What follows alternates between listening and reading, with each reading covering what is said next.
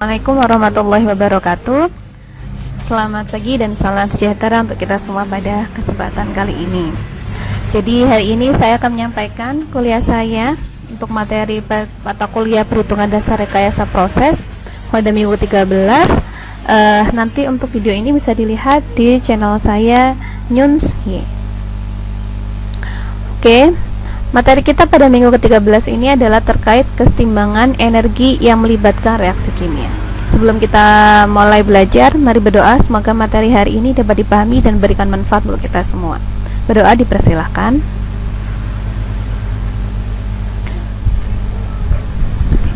Berdoa dapat dicukupkan. Baik, saya akan lanjutkan. Jadi, materi kita kali ini adalah terkait kesetimbangan energi yang melibatkan reaksi kimia. Jika pada 3 minggu sebelumnya kita membahas kesetimbangan energi yang tidak melibatkan reaksi kimia, kita sudah paham bahwa ada beberapa komponen dari energi.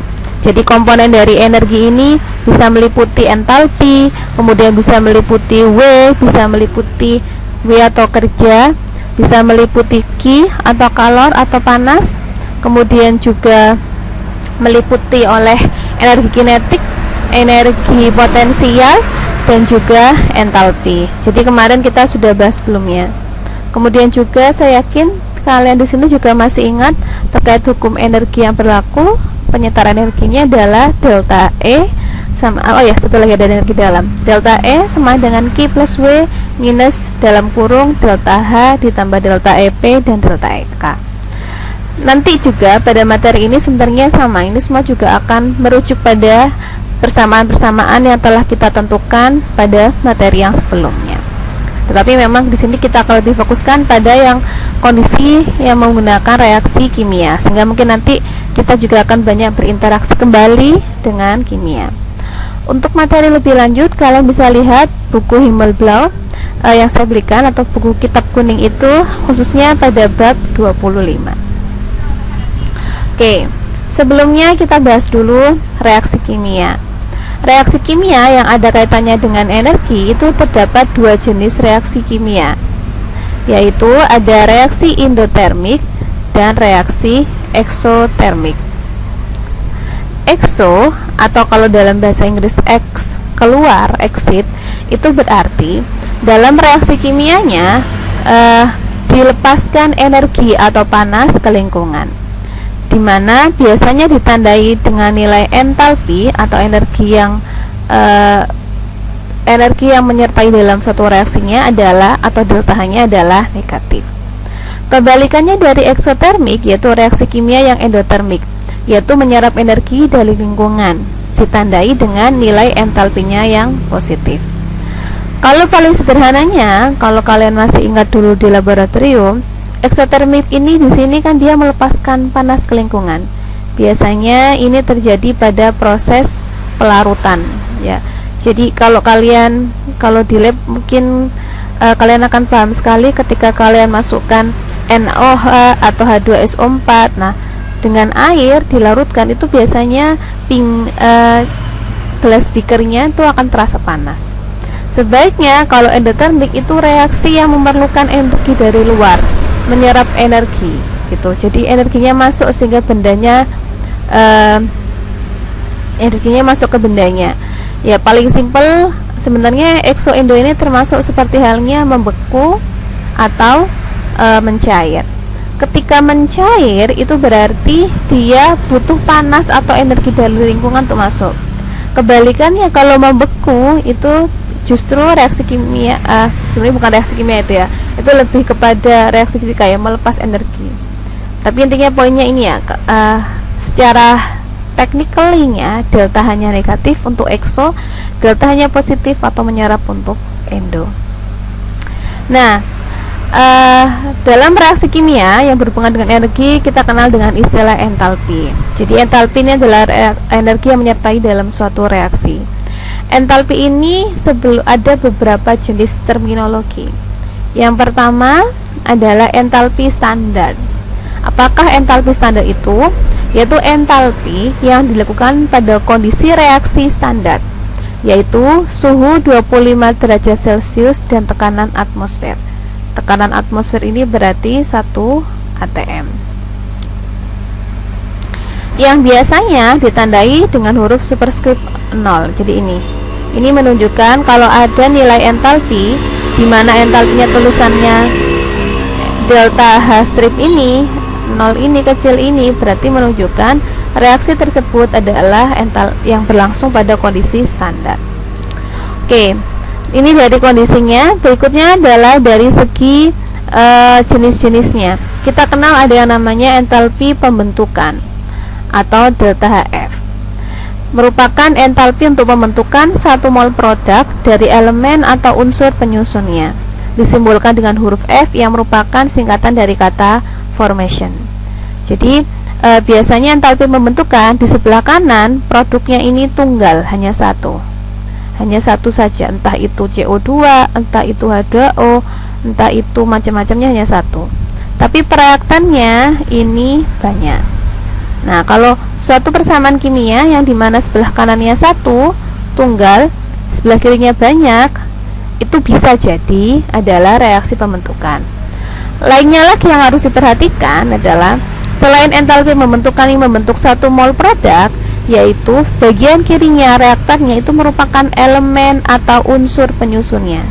Jadi yang sebelah kiri itu pasti dia adalah molekul tunggal atau sederhana. Seperti ini contohnya adalah C ataupun O2. Jadi ini C padat ditambah sama oksigen akan menghasilkan CO2. Adapun untuk gas untuk suatu zat sendiri yang mana zat tersebut merupakan senyawa elemen seperti C ini, atau misalnya logam kayak Mg dan sebagainya, ataupun senyawa tunggal seperti N2, O2, H2, Cl2. Nah, itu pasti entalpi pembentukannya adalah 0. Ya, jadi khusus untuk gas benda-benda yang sifatnya elemen atau senyawa tunggal, maka entalpi pembentukannya adalah 0. Berikutnya, selain entalpi pembentukan, kita juga kenal ada namanya entalpi pembakaran atau delta Hc, yaitu entalpi untuk membakar suatu komponen bereaksi yaitu dengan O2, yang mana biasanya akan dihasilkan yang biasanya dilakukan secara sempurna. Kalau hidrokarbon, produk yang dihasilkannya CO2 dan H2O, juga bisa molekul-molekul sederhana lainnya seperti HCl dan sebagainya. Intinya dibakar habis sampai jadi molekul yang paling sederhana. Entalpi pembakaran itu juga disimbolkan dengan C dari kata combustion. Selain pembakaran, pembentukan, juga ada yang namanya entalpi penguraian, delta HD, yaitu untuk menguraikan 1 mol suatu senyawa menjadi unsur-unsur penyusunnya. Jadi kebalikannya dengan yang namanya entalpi pembentukan. Jadi kalau tadi di pembentukan produknya tunggal, kalau ini reaktannya yang cuma satu, ya. Sedangkan di bagian produknya ini ada berupa banyak dan merupakan unsur-unsur penyusunnya. Perbedaannya satu lagi adalah karena entalpi penguraian itu sebenarnya adalah entalpi pembentukan yang dibalik, maka tanda dari entalpinya pun akan berbalik. Jika entalpi pembentukannya atau pembentukannya positif, delta H-nya, maka pada entalpi penguraian delta H-nya nilainya adalah negatif. Begitu pula sebaliknya, jika entalpi penguraiannya delta H-nya positif, maka pada entalpi pembentukan delta H-nya negatif. Oke, nah sekarang ada lagi istilah entalpi reaksi. Jadi kalau kita mau menghitung entalpi dari suatu proses tanpa perlu mendefinisikan dia sebagai proses pembentukan, proses penguraian ataupun pemanasan, maka disebut sebagai entalpi reaksi, disimbolkan dengan delta H Rxn. Nah, utamanya pada proses keseimbangan energi yang melibatkan reaksi kimia itu sebenarnya pada poin utamanya kita tuh kerjanya adalah menghitung entalpinya. Kenapa kok bisa menghitung entalpi? Karena kalau kalian masih ingat ya, kemarin yang saya jelaskan rumusnya ini adalah delta E Q plus W minus delta dalam kurung minus ada delta H, ada delta EP, kemudian juga ada delta EK. Nah, ini rumus persamaan perputaran energi. Seperti kita tahu, kondisinya dalam proses reaksi kimia ini adalah kondisi tertutup pasti biasanya, sehingga kemungkinan pasti delta EP dan delta EK nya juga 0, serta tidak ada kerja yang terjadi di dalamnya, sehingga pun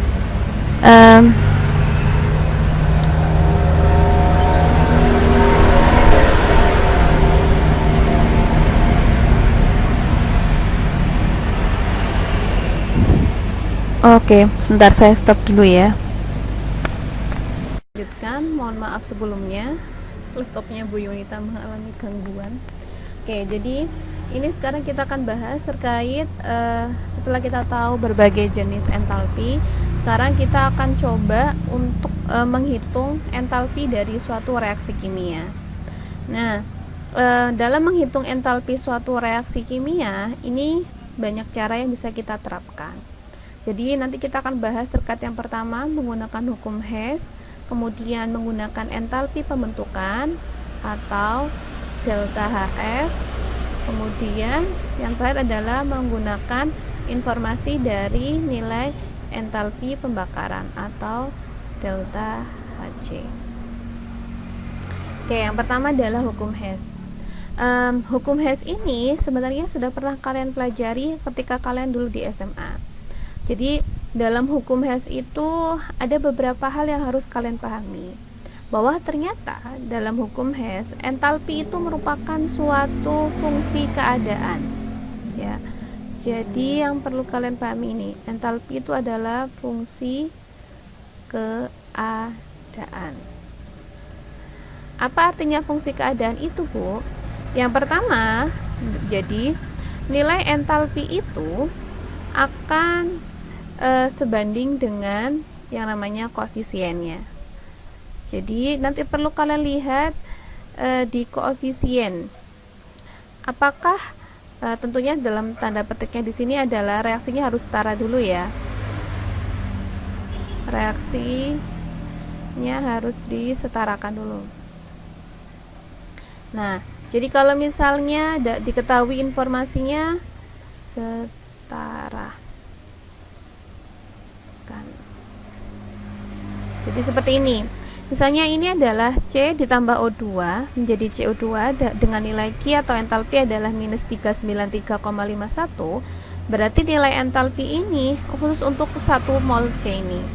Ketika dia nanti dijadikan 2 mol, hitunglah nilai entalpi untuk 2 mol C. Maka ya entalpinya enggak minus 393 tapi dikalikan 2. Karena tadi sesuai dengan koefisiennya. Kemudian lagi entalpi ini akan berubah jika reaksi berbalik ya. Tanda entalpi akan berubah dari positif ke negatif jika reaksi dibalik.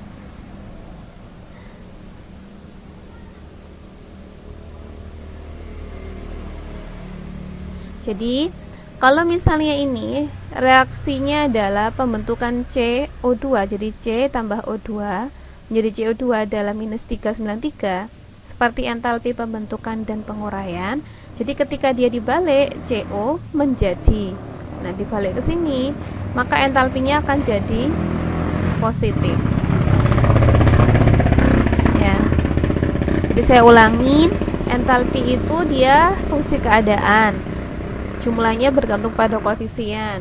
Kemudian entalpinya dapat dibalik, nilainya kalau reaksi dibalik maka entalpi berbalik.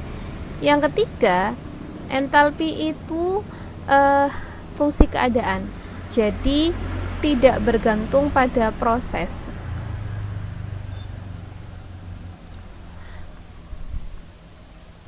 Tidak bergantung pada tahapan.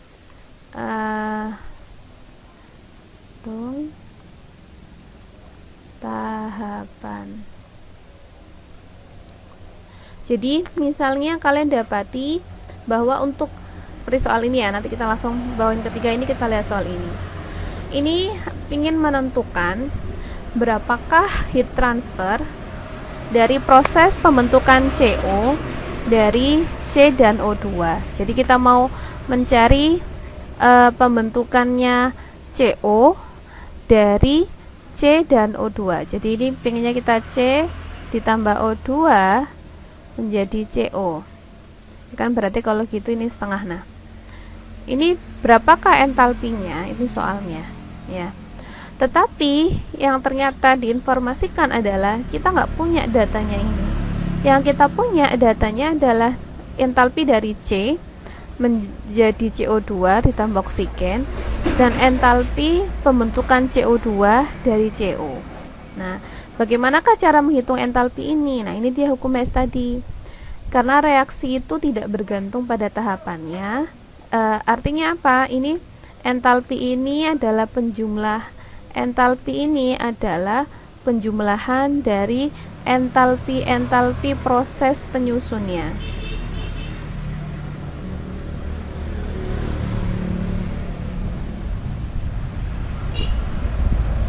Oke, mari kita jelaskan lebih lanjut. Jadi ini kan kita mau bikin reaksi ini ya, C ditambah setengah O2 jadi CO2. Jadi kita pengen mengetahui entalpi dari pembentukan CO. Maka ya sedangkan informasi kita hanya ini. Maka yang sekarang kita lakukan adalah kita menyusun mekanisme reaksinya step by stepnya apa, sehingga nanti dihasilkan produk akhirnya adalah CO. Maka dari dua informasi ini, CO-nya yang ditaruh paling belakang ini, yang ini berarti CO ditambah setengah O2. Oke.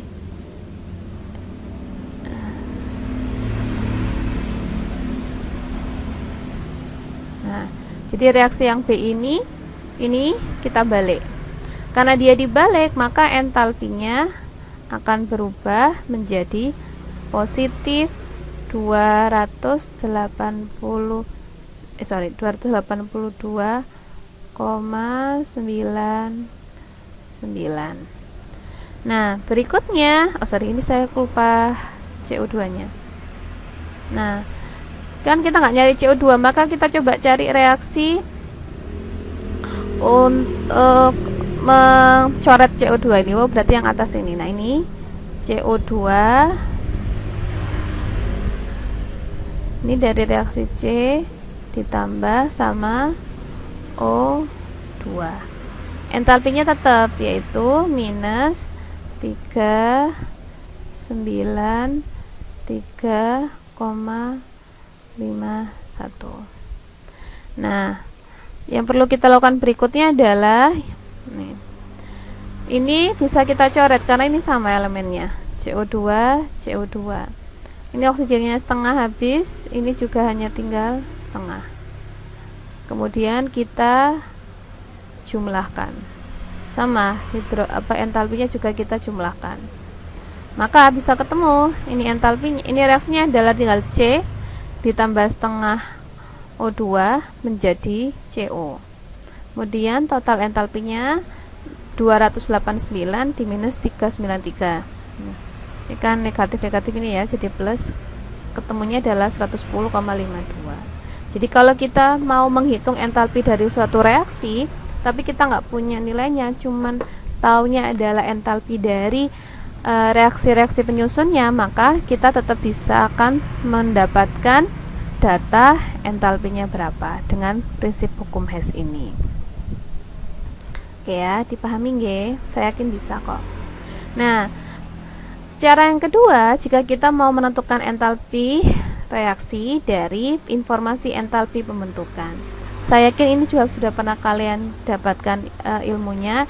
Untuk entalpi suatu reaksi itu adalah penjumlahan entalpi reaksi-reaksi di produk dikurangi penjumlahan entalpi reaksi yang ada di pereaktan. Kita langsung pada contoh soalnya. Tentukan entalpi reaksi standar dari 4 nih, 4 gram mol NH3. 4 ya. Sekarang coba cek dulu apa sudah setara atau belum ya.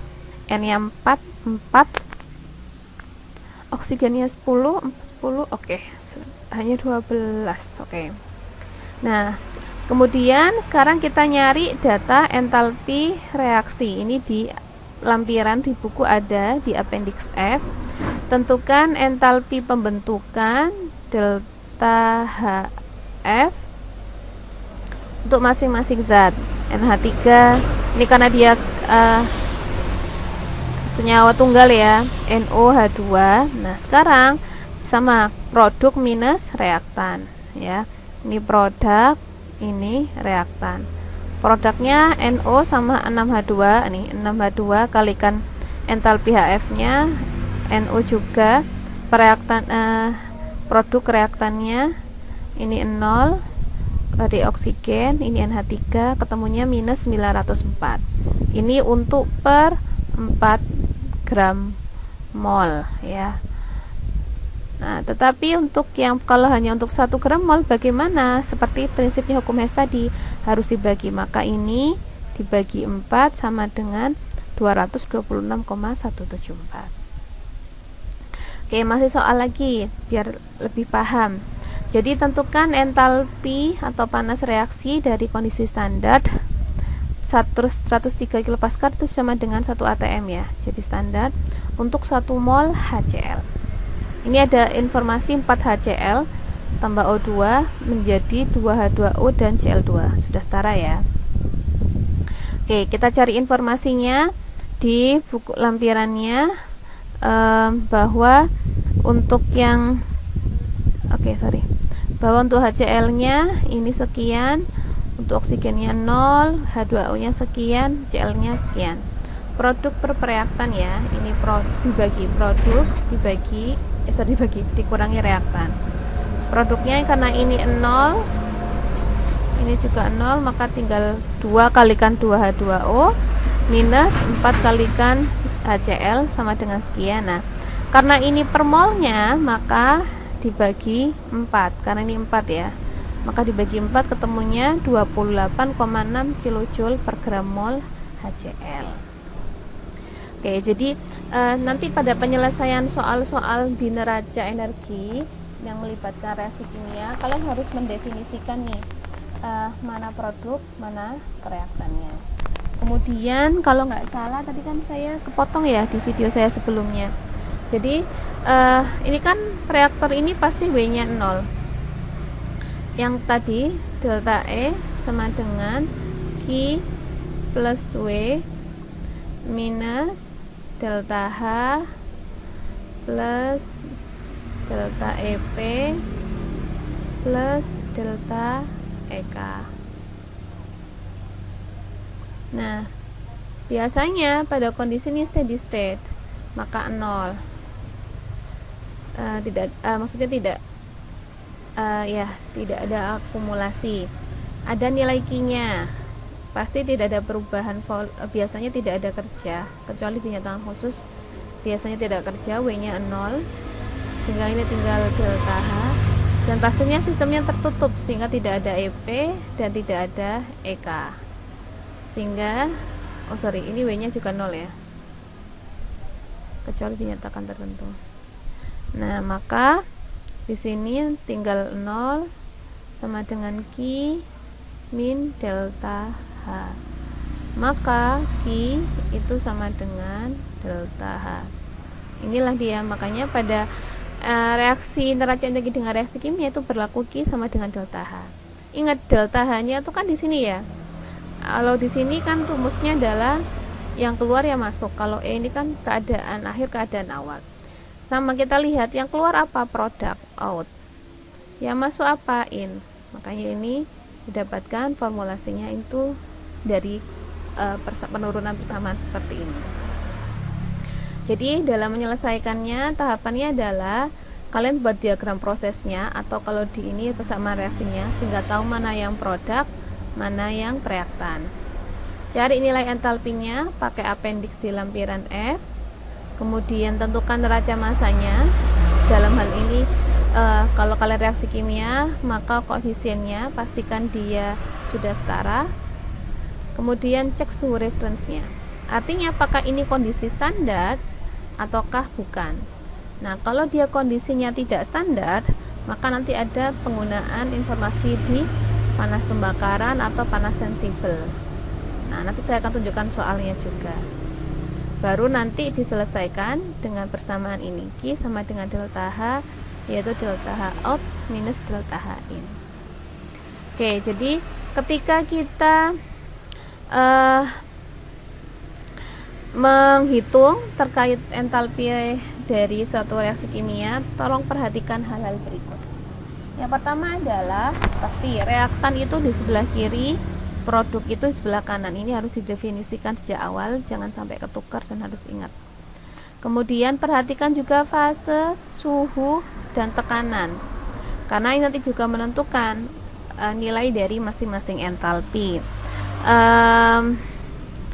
Jadi kalau fase itu ada kondisinya liquid, ada kondisinya aqueous, ada kondisinya solid, ada kondisinya gas. Jadi ini akan sangat berpengaruh. Air itu ada dua, bentuk aqueous bisa, bentuk liquid juga bisa, bahkan mungkin bentuk gas uap air juga bisa. Jadi harus diperhatikan. Nih, utamanya air ini tadi ya.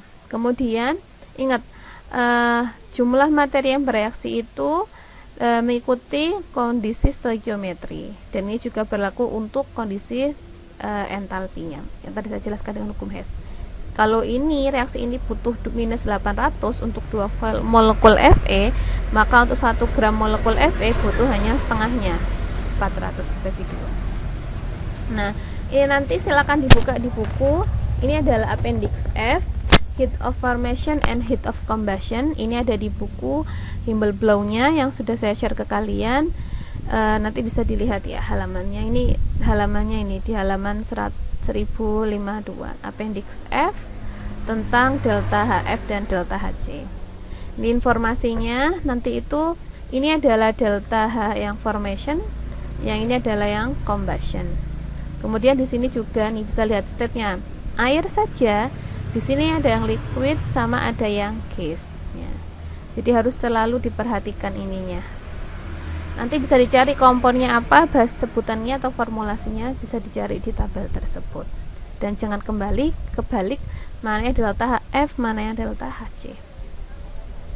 Nah, kalau yang sebelumnya tadi, jika soalnya semua dalam keadaan standar. Bagaimana jika prosesnya tidak standar? Artinya ada perbedaan suhu yang masuk dengan suhu yang keluar. Nah, ini bisa dilihat di sini. Nanti bisa jelasnya dibuka di bab 25 ini. Jadi ada pengaruh panas sensibel tadi. Adapun jika diformulasikan ada sama sebenarnya, intinya adalah di sini kita menghitung dari jumlah entalpi pada bagian reaktan, kemudian juga pada bagian produk. Ini jadi sederhananya langsung masuk sini ya. Jadi delta H-nya itu sama dengan panas sensibel yang berlangsung di output dikurangi panas sensibel yang berlangsung di input, kemudian ditambahkan dengan entalpi reaksi pada kondisi standar. Biar nggak bingung, mari kita masuk ke soal. Jadi ini ada suatu reaksi. Ini intinya untuk menghilangkan karbon dioksida di atmosfer. Salah satu caranya adalah direaksikan dengan hidrogen. Nanti akan jadi 2,2O dan metana. Nah, ini mau dicoba di prosesnya di suatu reaktor. Kondisinya adalah jika reaksinya gas dan masuk itu adalah 1 atm dan 500 derajat Celcius. Ini jelas berbeda. 500 derajat Celcius ini bukan kondisi STP atau standar. Nah, bagaimana kalau reaksinya seperti ini, Bu, tidak kondisi standar? Jadi, mari kita jelaskan. Jika kondisinya tidak standar, maka akan ini pengaruh ada namanya panas sensibel, panas pada kondisi suhu tertentu atau entalpi pada kondisi tertentu dibandingkan dengan kondisi standar. Jadi ini CO2 nya 1 gram mol sesuai dengan persamaan tadi ya. Persamaan tadi adalah CO2 4H2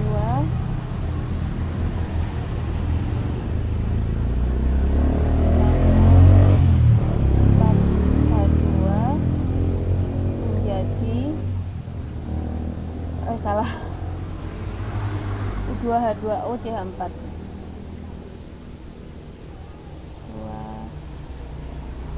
2H2O dan CH4. Ini sudah setara juga. CO nya ada 1, H2 nya ada 2, H2O nya 2, CH4 nya ada 1. Ini adalah si reaktan, ini adalah produk. Nah, ini nyari nilai delta HF nya di tabel, kemudian ini juga nyari nya di tabel. Kalau ini adalah kombinasi tabel yang di D dan E, cuman memang agak susah baca tabelnya. Nanti kalau ada soal yang terkait ini biasanya saya akan berikan informasi. Nah, ketika sudah pada kondisi ini kita hitung dulu nih kondisi standar pada suhu 25. Produk ini 2 kalikan minus 241, 1 kalikan minus 241 dijumlahkan, dikurangi ya, dikurangi minus 1 minusnya 39 kali 1 plus 4 kalikan 0, ini ketemu. Nah, karena ini di atas suhu standar atau ada intinya di atas atau di bawah, maka ini ada pengaruh panas sensibel. Maka kita hitung dulu panas sensibel atau di reaktan dan di produk. Yang di reaktan itu per gram molnya akan naik, ini untuk CO akan naik sekian untuk H2. Maka ini 21 kalikan 1, 13 kalikan 4, ketemu sekian. Produknya juga ada perubahan kenaikan, ini yang H2 17, yang CH4 23. Nanti dijumlahkan juga ini. Nah, yang namanya entalpi reaksi keseluruhan yang suhunya beda ini. Panas sensibel di out dikurangi dengan input 57 kurangi 76 ditambah dengan entalpi reaksi pembentukan standar. Kalau entalpinya negatif ya tulis negatif, ketemunya minus 184,9. Intinya semua yang di out kan sama ya. Entalpi reaksi ini juga kan sebenarnya adalah yang dia out atau yang di produk dikurangi dia yang in. Maka kalau begitu bagaimana kita buat dengan cara yang lainnya saja? Kenapa nggak langsung aja entalpi intinya out dan in kan? Maka kita langsung masukkan di sini, pisahkan yang out dan yang in. Oh, yang out tadi, yang in dulu. Ini tadi sama kondisinya ya, 1 nih hasilnya. Nah, entalpinya kita selesaikan dulu di sini. Jadi ini adalah entalpinya adalah entalpi dari delta HF standar ditambah delta H pada kondisi sensibel tadi, dijumlahkan. Jadi ini tapi sebelumnya ini dikalikan dulu ya dengan gram molnya ya. Jadi ini 21 kalikan 1 ditambahkan minus 393 sekian. Yang ini 13.834 dikalikan dulu ya dengan 4, baru kemudian nanti ditambahkan dengan si entalpi pembentukan. Entalpi pembentukannya 0, bedanya 0. Baru nanti kita jumlahkan ini yang in. Kemudian untuk yang out sama minus ini 17,01 kalikan dulu dengan 2, baru ditambahkan dengan minus 241, ketemunya minus 449. Ini kalikan tetap sama, minus 74 ditambah 23 minus 51 ditotalkan. Nah, sama out sama in. Yang out mana? Minus 501, yang in mana? 300, minus 316, ketemunya sama, minus 8184. Jadi boleh diselesaikan dulu di entalpi reaktan dan juga produknya, atau yang seperti ini, dipisah sensibel sama entalpi standarnya. Nah, sekarang cara yang ketiga, jika kita sekarang mau menghitung entalpi reaksi dengan menggunakan informasi di entalpi pembakaran. Sebelumnya mari kita lebih jelas lagi entalpi pembakaran itu apa. Jadi komponen yang dioksidasi dengan oksigen atau komponen lainnya, yang mana pembakaran ini pasti dihasilkan ini molekul yang kecil seperti CO, H2O, HCl, dan lainnya. Kondisinya sama, biasanya pakai kondisi yang standar atau STP. Disimbolkan dengan C. Produknya ini tadi kecil. Oke. Nilai entalpi pembakaran akan 0 jika pembakarannya dilakukan untuk produk CO2. Ya kan, dia memang paling kecil ya, nggak bisa dibakar lagi. CO2, H2O, HCl, dan O2. Kemudian jika ada komponen pengoksidasi seperti S, N2 ataupun Cl, perhatikan dulu kondisi produknya secara spesifik dan diidentifikasi apakah ada perubahan atau seperti apa. Kalau tidak ada, ya dianggap mungkin itu sebagai produknya atau sebagai reaktannya. Kemudian pasti stoikiometri itu akan sangat berpengaruh kuantitasnya terhadap reaksi. Jadi pastikan setara dahulu. Oke, ketika kita menghitung entalpi dari entalpi pembakaran itu sama, entalpi produk minus entalpi reaktan. Tetapi yang beda ini tandanya adalah negatif. Tanda negatif di depan penjumlahan muncul karena penggunaan referensinya adalah 0 ya. Jadi gimana ini kalau mau mengacunya intinya pada appendix di F-nya. Nah, ini ada contoh entalpi, hitunglah entalpi pembakaran CO tambah H2 menjadi CO2 dan H2. Ini coba saya kerjakan dengan dua cara. Satu dengan cara penggunaan entalpi pembakaran, satu dengan penggunaan entalpi pembentukan. Jadi ini ya, CO H2, CO2 plus H2. Yang ini saya pakai delta HF, yang ini saya pakai delta HC. Semua datanya delta HF dan delta HC saya lihat di appendix F ya. Nah, ini dilihat produk minus reaktan, produknya CO dan H2, reaktannya CO dan H2. Ini 0 pembentukan karena merupakan atom senyawa tunggal. Ini sekian minus, jumlahkan, kalikan minus jadi plus, ini sekian, ketemunya 2,85. Nah, ketika saya pakai entalpi pembakaran, depannya minus ya, produk per reaktan, datanya juga beda, CO2 yang 0 ya, H2 sekian pembakarannya, CO sekian, H2O 0 juga, maka ini minus 285 ditambah 282,99, ini minus 289, jumlah dikalikan 2,89. Bisa dilihat hasilnya akan sama, mau pakai entalpi pembakaran ataupun pakai entalpi pembentukan. Jadi intinya ada tiga cara dalam menghitung entalpi reaksi: menggunakan hukum Hess, menggunakan informasi di entalpi pembentukan, menggunakan informasi di entalpi pembakaran. Kemudian juga mungkin kalian selama SMA dulu dapat materi bahwa kita juga menghitung entalpi reaksi dengan energi ikatan antar molekul, apakah ikatan rangkap ataukah ikatan tunggal. Tapi untuk saat ini memang tidak saya ajarkan, cukup tiga ini, dan agar saya harap bisa dipahami dengan jelas. Oleh karena itu, saya memberikan beberapa latihan soal. Ini semuanya di Humboldt 25. Ini soalnya, ini terapkan penggunaannya dengan terapkan hukum Hess. Jadi dia mau membentuk CH4 nih ya. Tapi dia nggak punya datanya langsung CH4 dari unsur-unsur penyusunnya, adanya ini doang. Silakan diputar-putar sehingga ketemu CH4 nya di bagian kanan. Kemudian yang kedua, hitunglah entalpi reaksinya menggunakan informasi dari entalpi pembentukan di appendix F. Nih, coba cari nilainya masing-masing ya. Cek dulu apakah ini sudah setara atau tidak juga. Kemudian yang terakhir, cari juga entalpinya, tapi yang ini gunakan data dari entalpi pembakaran.